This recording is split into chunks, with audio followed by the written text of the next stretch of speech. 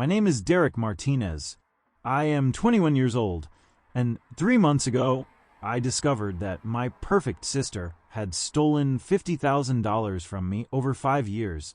But that is not the worst part. The worst part is that my parents spent those 5 years telling me I would never be as good as her, that I was a disappointment, that I should try to be more like her, all while she was stealing money I sent to help them. This is the story of how the golden child fell, and how I finally stood up for myself after a lifetime of being invisible. I need to start at the beginning, because you need to understand what it was like growing up as the spare kid, the backup, the one who was not supposed to matter as much. My sister, Nicole, is 3 years younger than me, and from the day she was born, she was perfect. At least, that is what my parents always said. I remember the day they brought her home from the hospital. I was 3 years old. I had been so excited to be a big brother. I had picked out a stuffed teddy bear for her, with my grandmother's help.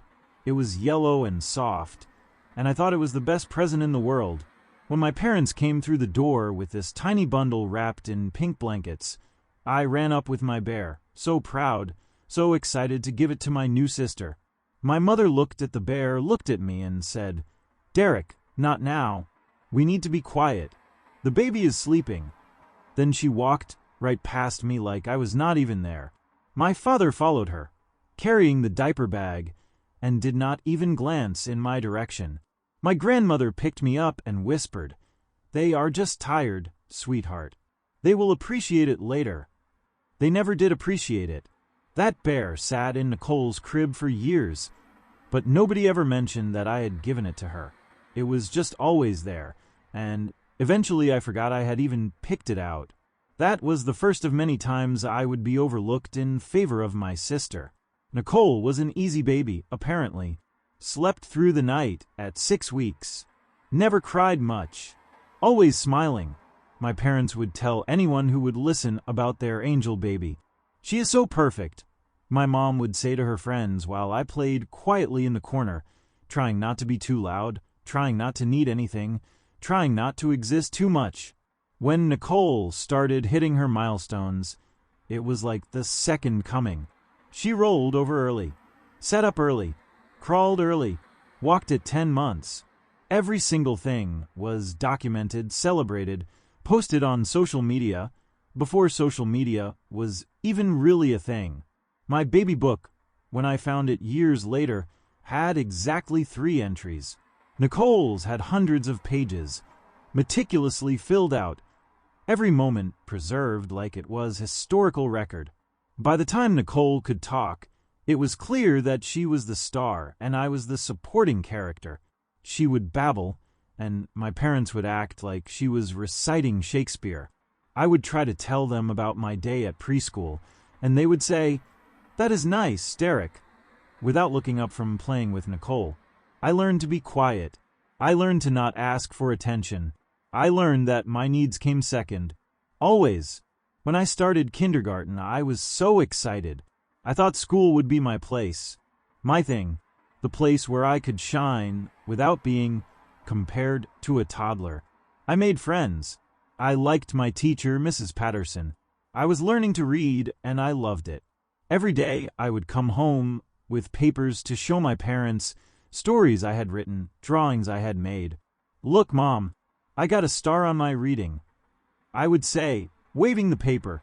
"That is wonderful, honey," she would say, barely glancing at it, before turning back to Nicole. "Look, Derek, your sister just stacked 4 blocks. She is so advanced for her age." It did not matter what I did. Nicole's ordinary achievements were always more impressive than my extraordinary ones.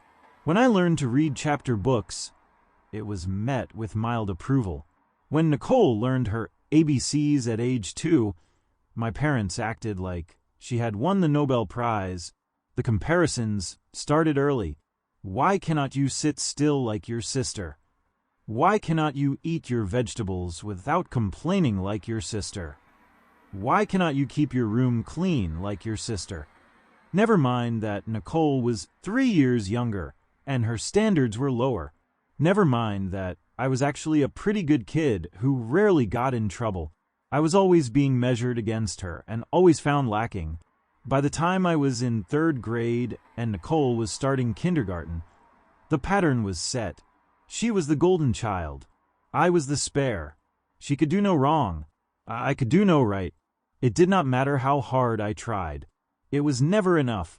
I remember one particular incident when I was 9. I had worked so hard on a science project about volcanoes. I spent weeks building this papier-mâché volcano, painting it, getting the baking soda and vinegar reaction just right. I was so proud of it. I got an A, and the teacher displayed it in the front of the classroom for a week. When I brought it home, I was bursting with excitement. Mom, Dad, look at my volcano. Mrs. Johnson said it was the best one in the whole class. My dad glanced at it. That is nice, Derek. Could you put it in the garage? We do not have room for it in the house. I stood there holding this thing I had poured my heart into, feeling it crumble. Inside, even though the volcano itself was still intact. Can we at least take a picture? Sure, later. Nicole is about to do her dance recital rehearsal in the living room. Come watch. Later never came. The volcano went to the garage. A month later, I found it had been thrown away to make room for Nicole's bike. When I asked about it, my mom said, "Oh, honey, it was taking up so much space." You understand, right? I understood. I understood that my accomplishments did not matter. I understood that Nicole's activities were more important. I understood that I was not worth the space. But when Nicole brought home a picture she had drawn in kindergarten, it went on the refrigerator immediately. When she had a dance recital, my parents invited grandparents, aunts, uncles, family friends. They videotaped the whole thing. They bought her flowers afterward. They took her out for ice cream. They made such a big deal out of it that you would have thought she had performed at Carnegie Hall. When I had a baseball game the same weekend as one of Nicole's dance recitals, my parents went to her recital. They did not even ask me about the game later. I hit my first home run that day. The coach told me my parents would be proud. I never told them about it because I knew they would not care. School became my escape. At school, I was not Nicole's brother. I was just Derek. I was not constantly being compared. My teachers seemed to like me. I was a good student, solid B's, and occasional A's if I worked really hard. I had friends. I was on the baseball team. I had a life that was mine. But at home, I was invisible unless I was being criticized. Derek, your sister got all A's on her report card. Why do you have AB in math? Never mind that Nicole was in 2nd grade and her homework was basic addition. Never mind that I was in 5th grade doing multiplication and division. I was not measuring up when I was 11 and Nicole was 8. Something happened that I think crystallized everything. It was Christmas morning. We had opened all our presents. I had gotten some nice things, clothes mostly, a new baseball glove, some books. Nicole had gotten a mountain of presents. Dolls, clothes, art supplies, a new bike, games, electronics. Her pile was easily 3 times the size of mine. I did not complain. I knew better. But my grandmother, my mom's mother, pulled my mom aside. I was not supposed to hear, but I was getting a glass of water in the kitchen, and they were in the dining room, and voices carry. "Margaret," my grandmother said quietly. I noticed Derek did not get very much compared to Nicole. The difference was pretty stark. "Mom, Derek is older. He does not need as much. Nicole is still young. She gets more excited about things. That is not what I am talking about, and you know it. That boy barely got anything. And everything Nicole wanted, she got. That is not fair. Mom, please. We do our best. Nicole just has more interests. Derek is fine with what he got. Did you ask him? Did you ask what he wanted?" There was silence. A long, uncomfortable silence. "We know our children, Mom. Nicole is just more expressive. Derek is more reserved. He does not need as much attention. Or maybe he learned not to ask for it, because he knows he will not get it. My mother did not respond to that. The conversation ended. Nothing changed. That was when I realized that it was not going to get better. This was just how it was. Nicole was the favorite. I was the spare. And no amount of trying, or hoping, or wishing would change that fundamental truth. I stopped trying to compete for their attention. I stopped showing them my achievements. I stopped asking them to come to my games or school events.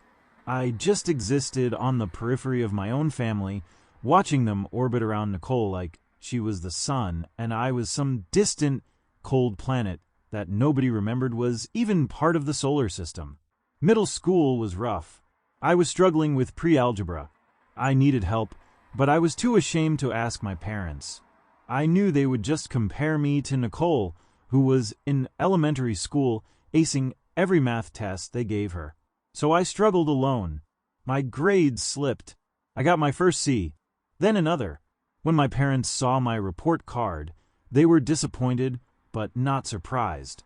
Derek, you need to try harder. Look at your sister. She is getting perfect scores on all her tests. Why cannot you be more like her? Because I am not her, I wanted to scream. Because we are different people. Because you never helped me. Because I am learning I do not matter, and that is affecting everything. But I did not say any of that. I just nodded, and went to my room and tried to teach myself math from a textbook, while I could hear my parents praising Nicole for her latest test score downstairs. High school was when I gave up trying to make them proud. I realized it was never going to happen. I could get straight A's, and Nicole would get straighter A's. I could join every club, and Nicole would be president of twice as many. I could not win, so I stopped trying to. I got a job instead. When I turned 16, I applied at the local grocery store. I needed money for gas, for food, for life. My parents were happy to let me work because it meant they did not have to give me money, but they never asked how work was going. They never showed any interest in this thing I was doing 30 hours a week on top of school. But when Nicole started tutoring kids for $20 an hour at 13, you would have thought she had founded a Fortune 500 company. They bragged to everyone about their entrepreneurial daughter. They told family friends. They posted about it on Facebook. They were so incredibly proud. I worked hard at that grocery store. I showed up on time. I did my job well. I was promoted to cashier within 3 months. I was saving money. I was learning responsibility. I was doing everything right. But none of it mattered to my parents because I was not Nicole. The summer before my senior year, something shifted in me. I was 17, working full-time while Nicole was at some expensive summer camp for gifted kids. I was living at home, but I barely saw my parents. They were busy, always busy, but never too busy for Nicole. One night, I came home from a long shift, exhausted and hungry. I had not eaten all day because I had been too busy to take a break. I opened the fridge and found it full of Nicole's favorite foods. Yogurt cups with her name on them. Fancy cheese. Good sandwich meat. Fruit. All stuff I was not allowed to touch because it was for Nicole. My stuff was on the bottom shelf. Cheap hot dogs. Store-brand bread. Generic peanut butter. The difference was so stark it was almost funny. I made myself a peanut butter sandwich and sat at the kitchen table in the dark. My parents were in the living room watching TV. They had not even noticed I had come home. I could hear them laughing at something, having a nice evening together while I ate my cheap sandwich alone in the dark. That was when I started planning my exit. I had one more year of high school, one more year of being the invisible kid. Then I was out. I was going to move out, get my own place, build my own life. A life where I mattered, where I was not constantly being compared to someone else and found lacking. I graduated high school with a 3.4 GPA. Not amazing, not terrible, perfectly average. My parents came to graduation, but left right after my name was called. They had to get to Nicole's end-of-year choir concert. I did not even get a congratulations. Just a good job, Derek, as they rushed out the door. Nicole graduated 3 years later with a perfect 4.0. They threw a huge party, invited everyone we knew, catered food, a fancy cake, speeches about how proud they were. I was not even asked to speak. I was just there, in the corner, watching my parents celebrate the child they actually wanted. I did not go to a fancy 4-year university, could not afford it, and my grades were not good enough for big scholarships. I went to community college and got a job in construction. It was hard work, physical work. Wake up at 5 in the morning, work until 3, then go to class, then study, then sleep, then do it all over again. But I liked it. I was good with my hands. I was learning a trade. The guys on the crew respected me. My boss, a man named Frank, who was about 60 with hands like leather and a heart of gold, took me under his wing. "You are a good worker, Derek," he told me after I had been there for 6 months. "You show up. You work hard. You do not complain.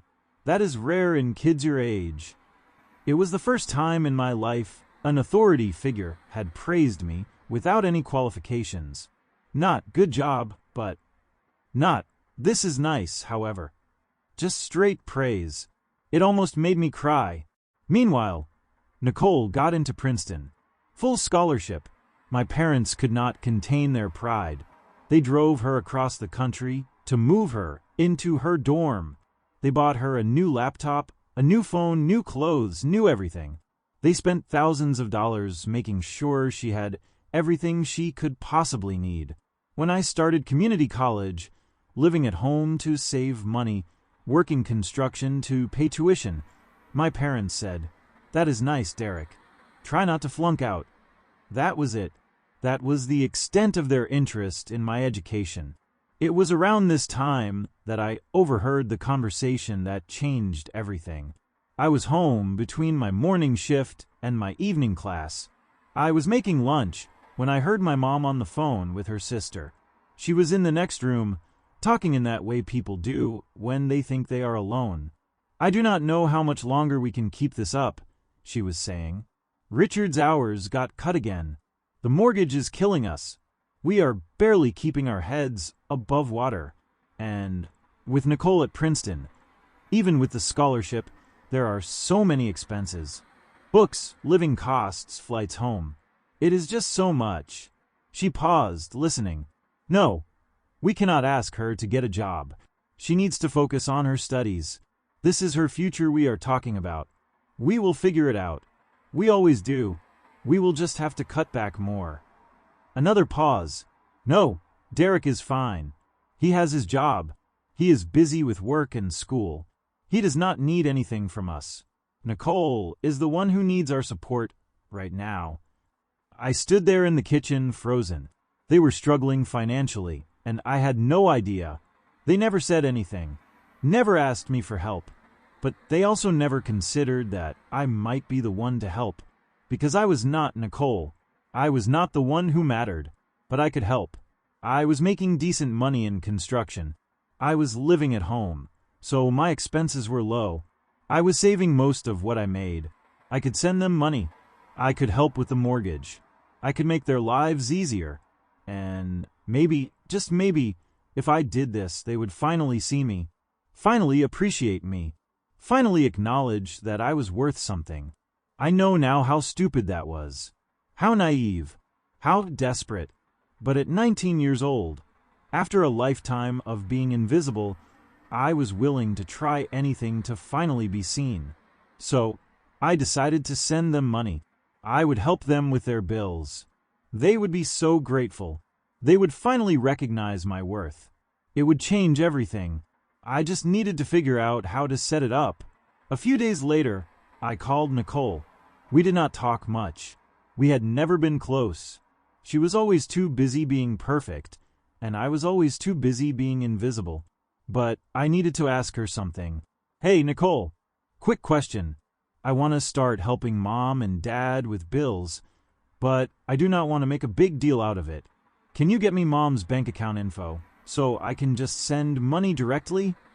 "Oh," Nicole said, and I could hear surprise in her voice. "That is really generous of you, Derek. Yeah, I can get that for you. Give me a day or two." "Thanks. And can you not mention it to them? I want it to be like anonymous. I just want to help without making it weird." "Sure, yeah. That makes sense. I will email you the info." 2 days later, I got an email from Nicole with bank account information. "Mom's account," the subject line said. "She told me to pass this along. She is really grateful, Derek. We all are." I set up an automatic transfer, $800, every month, first of the month.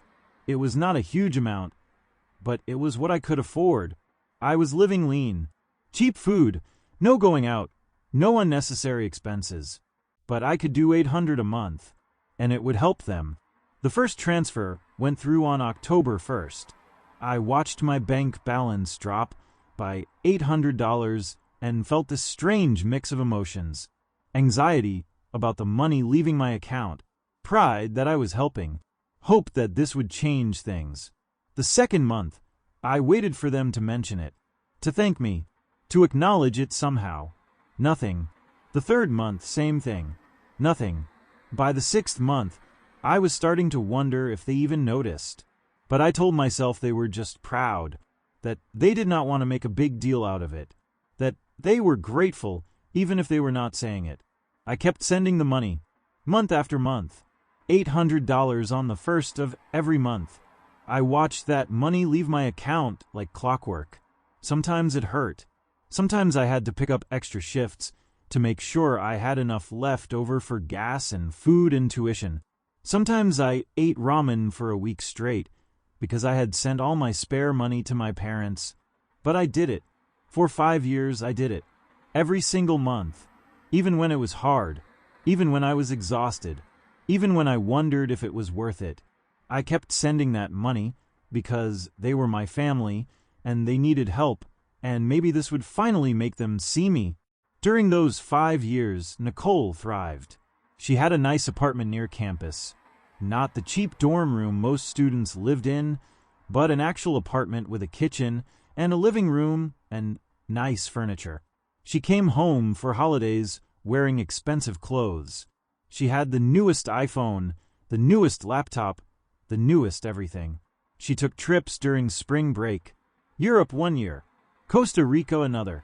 She was living this glamorous life, while I was working 60-hour weeks and eating ramen. I assumed it was from her part-time job at the university library, or maybe from scholarships, or maybe our parents were helping her more than they let on. I did not think too much about it. Nicole was the golden child. Of course she had everything she wanted. That was just how it was. Meanwhile, I was grinding. I finished my associate's degree. It took me 3 years instead of 2 because I was working full-time and going to school part-time. When I finally graduated, I was so proud. I had done it, all by myself. No help from anyone. I had a degree. My parents did not come to my community college graduation. They said they had a conflict. I found out later the conflict was that Nicole had a study group that day, and they wanted to be available to bring her dinner. A study group, not even a real event, just a study group. But I did not let it get to me. I had learned to have very low expectations. I was building my own life. I was good at my job. I had been promoted to crew lead. I was managing my own team. I was making decent money. I was proud of what I had accomplished, even if my parents were not. Nicole graduated from Princeton summa cum laude. My parents rented a car and drove across the country for her graduation. They stayed for a week. They posted hundreds of photos on Facebook. They could not stop talking about how proud they were. I sent a congratulations text. She replied with thanks and nothing else. A few months later, Nicole got into graduate school. MIT. Full ride again. My parents were ecstatic. They helped her move to Boston. They flew out there and spent a week getting her settled. They bought her furniture. They bought her dishes and towels and everything she needed for her new apartment. They spent thousands of dollars making sure she was comfortable. I was still living in a crappy apartment with 2 roommates who never cleaned and paying for everything myself. But that was fine. I was used to it. I did not need my parents' help. I had been managing on my own since I was 16. By the time I was 21, I had sent $47,200 to my parents. 59 months of $800 each. Almost $50,000 that I had scraped together from my construction job while I was going to school and trying to build a life for myself. They never mentioned it. Not once. I told myself they were private people, that they did not want to make me feel like they were taking advantage, that they appreciated it but showed their gratitude in other ways. Except they did not show gratitude in other ways either. They still barely acknowledged my existence. They still compared me unfavorably to Nicole. They still treated me like the spare kid who did not quite measure up. But I kept sending the money, because maybe next month they would say something. Maybe next month would be different. Maybe if I just kept helping, kept sacrificing, kept proving my worth, they would finally see me. They never did. 3 months ago, everything changed. It was a Sunday. My parents had invited me for dinner. These dinners happened about once a month. They were awkward affairs where I sat quietly while my parents talked about Nicole's achievements and asked me the bare minimum of questions about my life. Nicole was home for the weekend. She had just started her 2nd year of grad school.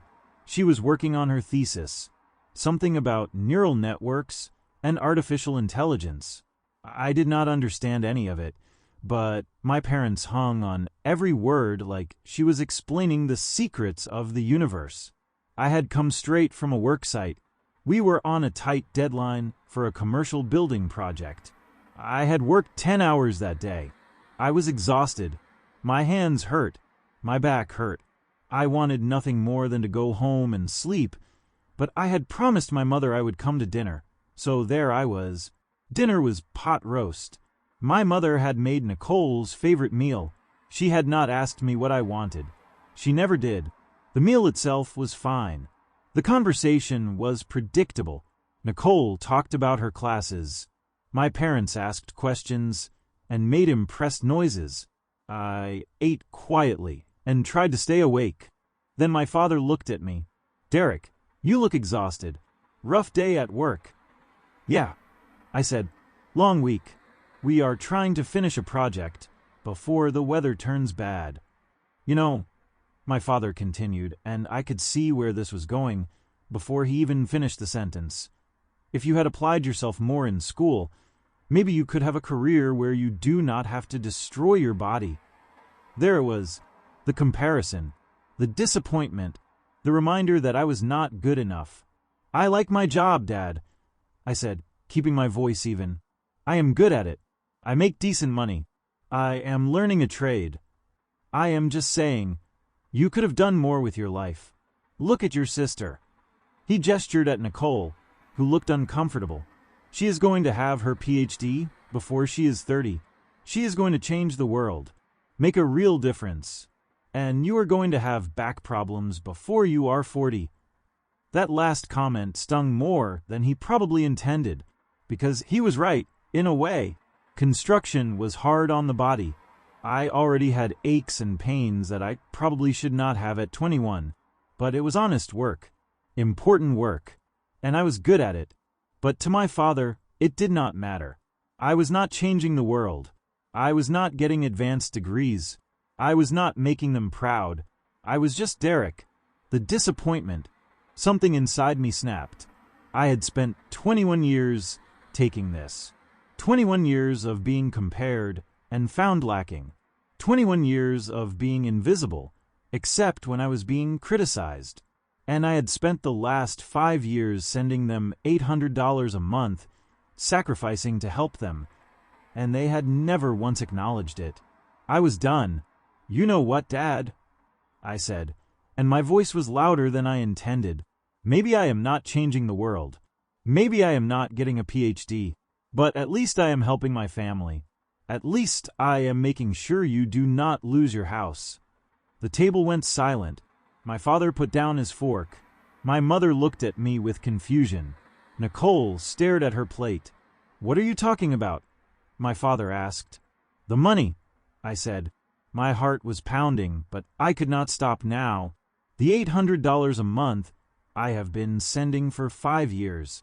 $47,200 to help with the mortgage, to make your lives easier. My mother's face went completely blank. What money? And just like that, the world tilted on its axis. The $800, I repeated, slower this time, like I was explaining something to a child.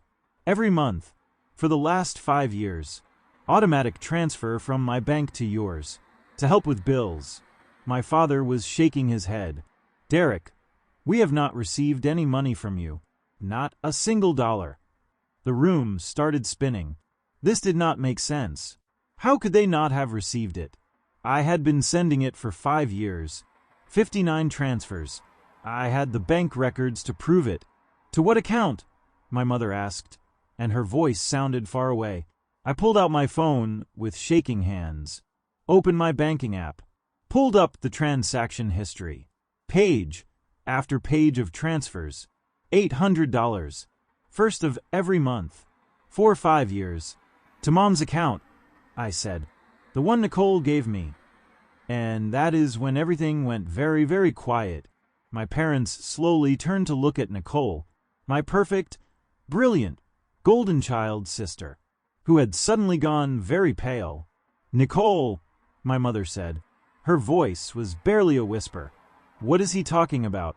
I do not know, Nicole said, but her voice cracked. I do not know what he is talking about. You sent me an email, I said, and now my hands were shaking so hard I could barely hold my phone. 5 years ago, you said Mom needed help, but was too proud to ask. You gave me account information. You said it was her account. I never. Nicole started, but she could not finish the sentence. Show me the email, my father said. His voice was hard, cold. I had never heard him use that tone before. I pulled up my email, searched for Nicole's name, found the email from 5 years ago. The subject line was Mom's account info.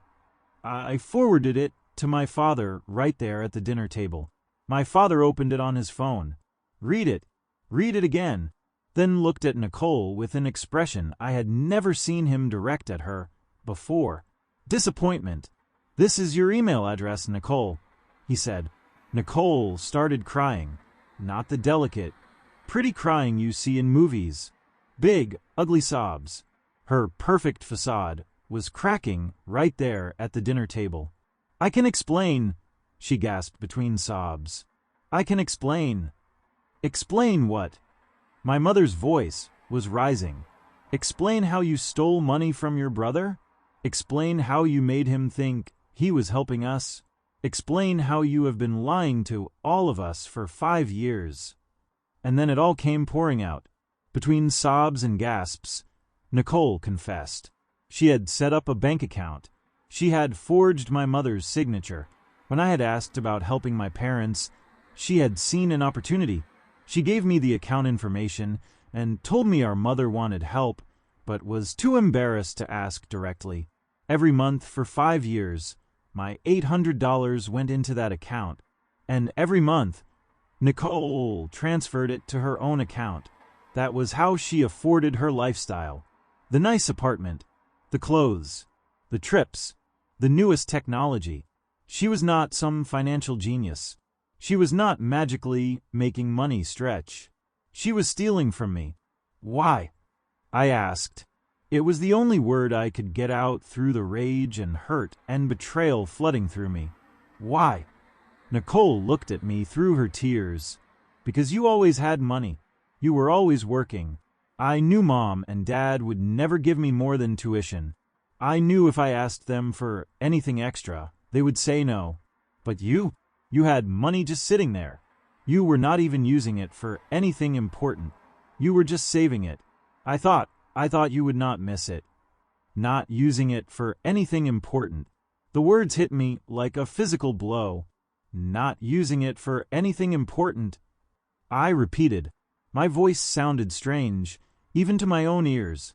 I was eating ramen 3 meals a day, so I could send that money. I was working 70-hour weeks. I was living in a crappy apartment with 2 roommates who never cleaned. I was sacrificing everything to help the parents who never gave a damn about me. And you were stealing it to go on spring break trips. I did not think. Nicole started. No, I cut her off. You did not think. You did not think about me at all. You just saw money you wanted and you took it. Because that is what you do, right? You take. You have been taking your whole life. Taking mom and dad's attention. Taking their love. Taking their money. And now you have been taking mine. Derek, my mother said, reaching toward me. I am so sorry. We had no idea. Of course you did not, I said, and I could not keep the bitterness out of my voice. You had no idea, because you never paid attention to me in the first place. I have been working myself to death to help you for 5 years, and you never even noticed. You never wondered where the money was coming from. You never thought to thank me, because I am invisible in this family. I always have been. That is not true, my father said, but his voice lacked conviction. Is it not? I stood up, my chair scraping loudly against the floor. When was the last time you came to see me? When was the last time you called just to talk? When was the last time you said you were proud of me? Silence. They had no answer. I have been sending you $800 a month for 5 years. I continued. $47,000. And you never even knew. You never noticed. You never questioned it. Because you were too busy worshiping Nicole to notice I existed. Derek, please, my mother said, crying now. We did not know. We did not know about any of this. That is the problem, Mom. I was shouting now. I had never shouted at my parents before. You did not know because you did not care enough to know. You were so focused on Nicole and her perfect life that you could not see me. I was right here, right in front of you, sacrificing everything to help you, and you could not even see me. I looked at my sister. She was still crying, mascara running down her face, looking nothing like the perfect golden child everyone thought she was. I worked 2 jobs, I said to her. I skipped meals. I wore the same clothes for years. I drove a car that barely ran. I did all of that so I could send money to help our parents. And you stole it. You stole it, and you let me think I was helping them. You let me believe I was finally doing something worthwhile. You took that from me. I am sorry, Nicole sobbed. I am so sorry. I will pay it back. I promise I will pay it back. With what money? I asked. You spent it all, did you not? On your lifestyle. On pretending to be something you are not. You have nothing saved. How are you going to pay back $47,000? She did not answer. We all knew she could not. I turned to my parents. I think you should deal with this. I am leaving. Derek, wait. My father said. We need to figure this out. We need to decide what to do. What to do? I laughed, and it sounded harsh even to me. What is there to figure out? Your daughter stole $50,000 from me. That is bank fraud. Identity theft. Theft. Multiple crimes. The question is not what to do. The question is whether I am going to press charges. Nicole went even paler, if that was possible. Derek, no. Please. That would ruin my life. You ruined 5 years of mine, I said coldly. You stole from me for 5 years. You let me think I was helping our parents while you were funding your lavish lifestyle with my money. Why should I care if pressing charges ruins your life? Because I am your sister, she said desperately. You stopped being my sister the moment you decided to steal from me, I said. Actually, no. You were never really my sister. Sisters care about each other. You never cared about me. None of you did. I walked toward the door. My mother called after me. "Derek, please, do not leave like this. We can work this out. We can fix this." I turned back to look at them. My mother crying. My father looking older than I had ever seen him. Nicole sobbing at the table. "You cannot fix 21 years of making me feel worthless," I said. "You cannot fix the fact that my sister stole $50,000 from me, and you never even noticed, because you never knew I was sending it. You cannot fix any of this. We are still your family," my father said. "Family shows up," I said. "Family pays attention. Family cares. You have never done any of those things for me. So no, you are not my family. Not in any way that matters." And I walked out, got in my truck, drove to my apartment, sat in the dark for hours trying to process what had just happened. My perfect sister was a thief. My parents had never known I was helping them. 5 years of sacrifice had been for nothing. The family I had been trying so hard to earn love from had never loved me at all. I did not sleep that night. I sat on my couch and stared at the wall and tried to figure out what to do. Part of me wanted to just walk away, forget the money, cut off contact, start fresh, never speak to any of them again. But another part of me, the part that had been invisible for 21 years, the part that had been taken advantage of and dismissed and treated like I did not matter, that part wanted justice, wanted accountability, wanted consequences. By morning, I had made my decision. I called a lawyer. The lawyer I found was named James Rivera. He was maybe 40, with kind eyes and a firm handshake. I told him everything. About growing up invisible. About sending the money. About discovering Nicole had been stealing it. About my parents never knowing. He listened without interrupting. When I finished, he leaned back in his chair and shook his head. "That is one of the more egregious cases of family financial abuse I have seen," he said. "And I have seen a lot. What your sister did is serious. Bank fraud, identity theft if she forged documents, ongoing theft over a sustained period. The courts do not look kindly on this kind of systematic fraud. I want to press charges," I said. "I want her held accountable." "I need you to understand what that means," Rivera said. "If we go forward with this, there is a good chance your sister will face jail time. This is not a small amount of money. $50,000 is felony territory. She could be looking at years in prison." "Good," I said.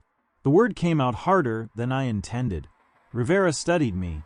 I always tell clients to think very carefully before pressing charges against family members. These cases destroy families. There is no going back once you start this process.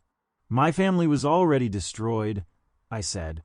"They destroyed it by treating me like I did not exist for 21 years. Nicole destroyed it by stealing from me for 5. I am not destroying anything.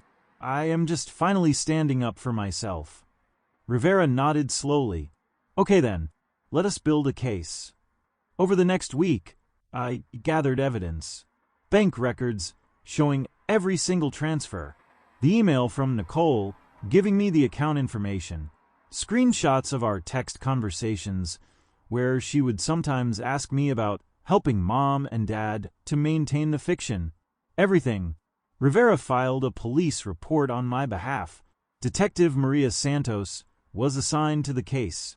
She was in her 40s, serious and professional. She met with me and went through all the evidence. "This is actually a pretty straightforward case," she said. "The paper trail is clear. The email establishes intent. The ongoing nature of the theft demonstrates this was not a one-time mistake, but a calculated, sustained fraud. I will be honest with you, Mr. Martinez. Your sister is in a lot of trouble." "That is her problem," I said. "Not mine." Detective Santos looked at me with what might have been sympathy. "I see these cases a lot. Family members taking advantage. Usually the victim does not want to press charges. They do not want to hurt their family member. But letting people get away with this just enables them. You are doing the right thing by holding her accountable." 2 days after I filed the police report, Nicole was arrested. My parents called me immediately. "Derek, they arrested Nicole." My mother was hysterical on the phone. The police came to her apartment and arrested her. They said, "You pressed charges. How could you do this? How could I do this?" I repeated, "How could she steal $50,000 from me? How could you side with her after what she did? She is your sister. She made a mistake. You cannot send her to prison for a mistake." "It was not a mistake, Mom.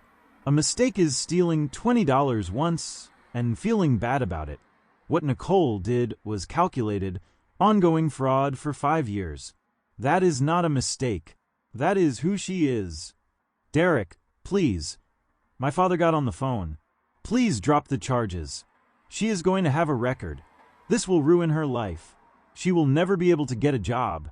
Her career will be over before it starts." "She should have thought of that before she stole from me," I said. "We will pay you back," my father said desperately. "We will find a way. We will sell the house if we have to. Just please drop the charges." "This is not about the money anymore," I said. "This is about justice. This is about accountability. This is about Nicole finally facing consequences for her actions." "You are being vindictive," my mother said. "You are doing this to hurt us." "I am doing this to protect myself," I said, "and to make sure Nicole does not do this to someone else. Because if she gets away with this, she will do it again. To someone else. Maybe to you. People who steal $50,000 do not just stop." "She is your sister," my father said again, as if that explained everything. "She was my sister," I corrected. "She stopped being my sister when she decided I was nothing more than a bank account to steal from. I am done. Do not call me again." I hung up, blocked both their numbers. I was done with all of them. Nicole's lawyer tried to negotiate. They offered to have Nicole pay back the money if I dropped the charges. But Nicole had spent everything. She had maybe $5,000 saved. She could not pay back $47,000. The offer was meaningless. The lawyer then tried to argue that it was a family matter. That involving the criminal justice system was extreme. That Nicole was a promising young student who made a mistake. That prison would ruin her life. My lawyer, Rivera, shut that down quickly. "Your client committed systematic fraud over 5 years," he said. "This is not a family matter.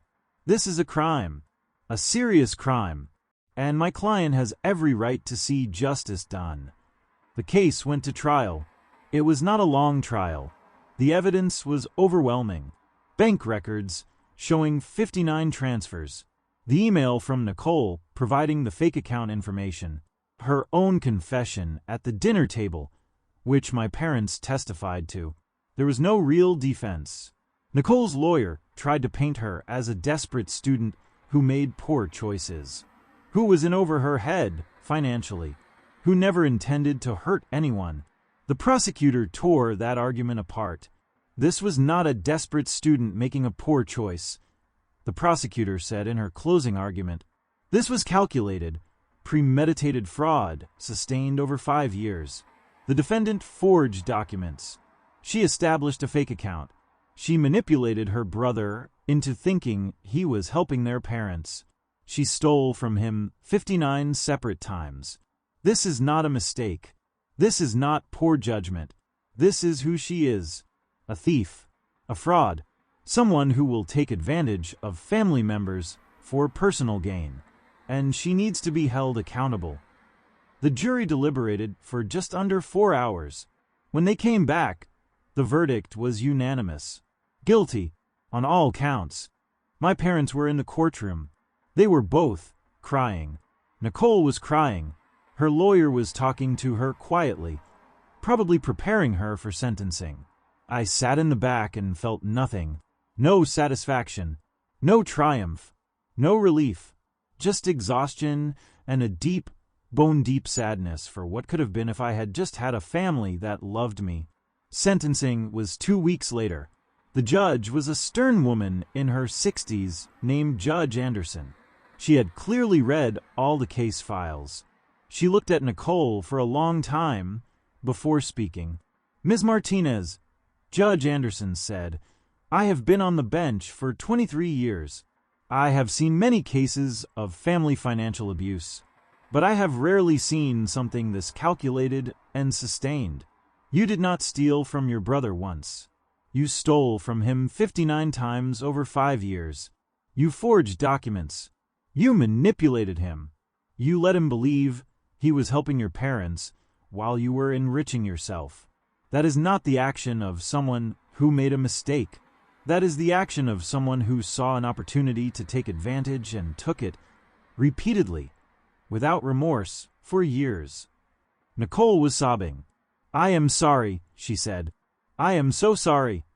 "Are you sorry for what you did?" Judge Anderson asked. "Or are you sorry you got caught?" Nicole did not answer. "I am going to be frank with you, Ms. Martinez. You are an intelligent, educated young woman. You had every advantage, and you chose to steal from your brother. Your brother, who by all accounts was working multiple jobs, living on very little, to send money he thought was helping his parents. That is not just theft. That is a profound betrayal of family trust." The judge sentenced Nicole to 3 years in prison. 3 years. It could have been more. The prosecutor had asked for 5, but the judge took into account that Nicole had no prior record and that she was young. The judge also ordered full restitution. Nicole had to pay back every penny, $47,200, plus interest, plus court costs. The total came to just over $53,000. My parents were devastated. They blamed me. After the sentencing, they tried to confront me in the courthouse hallway. Security had to intervene. "You destroyed your sister's life," my mother screamed at me as security held her back. "Are you happy now? Is this what you wanted?" "I wanted a family that loved me," I said calmly. "I wanted parents who saw me. I wanted a sister who did not steal from me, but I did not get any of those things. So yes, I am happy that Nicole is finally facing consequences for her actions." "You are dead to us," my father said. His face was red. "Do you hear me? You are not our son anymore." "I have not been your son for a long time," I said. "You just never noticed." And I walked away. For the last time. That was 3 months ago. 3 months of therapy, 3 months of healing, 3 months of learning to build a life without the family that never wanted me anyway. My therapist is a woman named Dr. Patel. She is in her 50s, warm and understanding. She has helped me see that what I experienced was not just favoritism. It was emotional neglect. It was abuse. "You were parentified in an unusual way," Dr. Patel explained in one of our early sessions. "Usually parentification means a child has to take on caretaking roles for siblings or parents. But you were financially parentified. You felt responsible for your parents' financial well-being. That should never have been your burden." "But I chose to send the money," I said. "They did not ask me to." "Did you choose?" Dr. Patel asked gently. "Or did you feel like you had to? Did you feel like this was finally a way you could earn their love, a way you could matter?" And that hit home, because she was right. I had not really chosen. I had been trying to earn something that should have been given freely. I had been trying to buy love from people who were never going to love me the way I needed. Dr. Patel has helped me understand that the problem was never me. I was not too ordinary. I was not too boring. I was not too much trouble. I was a good kid who deserved love and attention and got neither. And that was on my parents, not on me. I also joined a support group for adult children of narcissistic families. I had never thought of my parents as narcissistic before, but the more I learned, the more I realized that is exactly what they were. Nicole was the golden child. I was the scapegoat. That dynamic was established when Nicole was born, and it never changed. Hearing other people's stories has been incredibly healing. Meeting people who also grew up invisible, who also tried desperately to earn love that should have been free, who also eventually had to walk away from families that were toxic. It helps to know I am not alone. I started dating someone about a month ago. Her name is Maya. We met at the gym. I was having a bad day, struggling with a weight that should have been easy, clearly frustrated. She came over and asked if I wanted a spotter. We got to talking. She was funny, kind, straightforward. We went for coffee after the gym. Then coffee turned into dinner. Then dinner turned into more dates. Maya is the first person in my life who just sees me, who asks about my day and actually listens, who cares about what I think and feel, who does not compare me to anyone else, who thinks I am interesting just as I am. I told her about my family on our third date. I figured she deserved to know what she was getting into. I explained about Nicole, about the money, about the trial. I expected her to be shocked, horrified, maybe to decide I had too much baggage. Instead, she reached across the table and took my hand. "Your parents must be so grateful you held your sister accountable," she said, "that you did not just let it go." I laughed bitterly. They hate me for it. They think I ruined Nicole's life. Maya squeezed my hand. "Then they are terrible people. What your sister did was not a mistake. It was systematic theft. And if your parents cannot see that, if they cannot support you after everything you went through, then you are better off without them." She was right. I was better off. Maya has met some of my friends from work. She has met my boss, Frank, who has been more of a father figure to me than my actual father ever was. She fits into my life easily, naturally, like she was always meant to be there. My life is good now. Really good. I am back in school, working on my bachelor's degree in business. I want to start my own construction company someday. Build something that is mine. I work during the day and go to classes at night. It is exhausting, but I love it. I am learning so much. And this time, I am learning because I want to, not because I am trying to prove something to people who will never care. I have good friends, people from work, people from the gym, people from my support group, people who value me, who see me, who do not need me to be anyone other than who I am. I have Maya, who makes me laugh and challenges me and supports me and sees me as I am and likes what she sees. I have a therapist who is helping me unpack 21 years of trauma and build healthier patterns. I have a life that is mine, finally completely mine. I think about Nicole sometimes. She is 3 months into her sentence. I wonder how she is doing, if prison has changed her, if she understands now what she did, if she has any real remorse. I doubt it. People like Nicole, people who are told they are perfect their whole lives, do not often develop genuine remorse. They just feel sorry for themselves when they face consequences. My parents have not tried to contact me since the trial. I blocked them on everything, changed my number, made sure they had no way to reach me. I am done. Some people think that is harsh, that I should forgive. That family is family, and you do not give up on family. But those people have not lived my life. They have not spent 21 years being invisible. They have not sacrificed for 5 years only to have that sacrifice stolen. They have not had their pain dismissed and their worth questioned at every turn. I do not owe my family forgiveness. I do not owe them another chance. I do not owe them anything. I gave them 21 years and $50,000. That is more than enough. Instead, I am building a new life, a life where I matter, where my feelings are valid, where I am not constantly measured against someone else and found lacking. I am going back to school.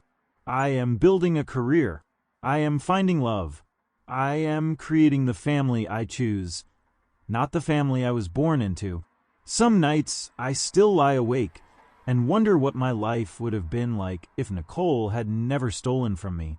If my parents had actually loved me the way they loved her. If I had grown up feeling valued and seen and wanted.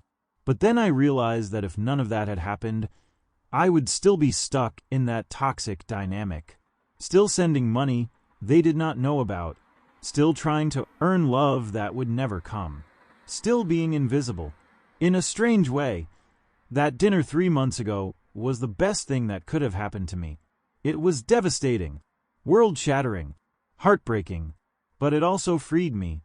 It showed me the truth. It gave me permission to walk away. It let me start building a life that is actually mine. I am not invisible anymore. Not to Maya. Not to my friends. Not to myself. I matter. My feelings matter. My life matters. And I do not need my family's approval to know that.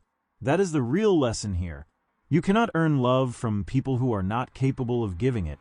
You cannot sacrifice enough to make someone see you if they are determined to look away. You cannot be good enough for people who need you to be less, so someone else can be more.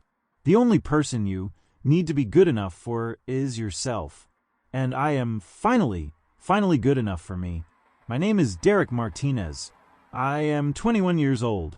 My sister stole $50,000 from me, while my parents told me I would never be as good as her. I pressed charges. I held her accountable. I walked away from people who never valued me. And I built a new life with people who do. Some people might call that harsh. I call it survival. I call it self-respect.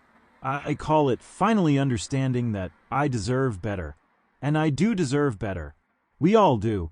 If you are listening to this, and you are the scapegoat in your family, the invisible one, the one who is always compared and found lacking, I want you to know something. It is not you. It has never been you. You are enough. You have always been enough. The problem is that they are not looking. They are not seeing you. And that is their failure, not yours. You deserve people who see you, who celebrate you, who value you for exactly who you are, who do not need you to be less, so someone else can be more. If your family cannot give you that, then find people who can. Build your own family. Choose people who choose you back. Because you matter. Your feelings matter. Your pain matters. Your worth is not determined by how much you sacrifice, or how useful you are, or how much you can give. Your worth is inherent. You are valuable simply because you exist. And anyone who cannot see that does not deserve a place in your life. Walk away if you need to. Set boundaries. Protect yourself. Choose yourself. Because you are worth protecting. You always were. My sister stole $50,000 from me. But the real theft was 21 years of being made to feel worthless. The money I might recover someday. The time I cannot. But I can make sure the rest of my life is different. And that is exactly what I am doing. Thank you for listening to my story of growing up faster than I ever wanted to. I have left 2 more stories on your screen, both from young men who learned that sometimes becoming an adult does not happen at 18. It happens the moment your family needs you to be strong. Click on whichever one speaks to you. And if you want to join our community of people who understand what it is like to be forced to grow up overnight, that notification bell is waiting. Until tomorrow, remember, age is just a number, but courage defines who you really are.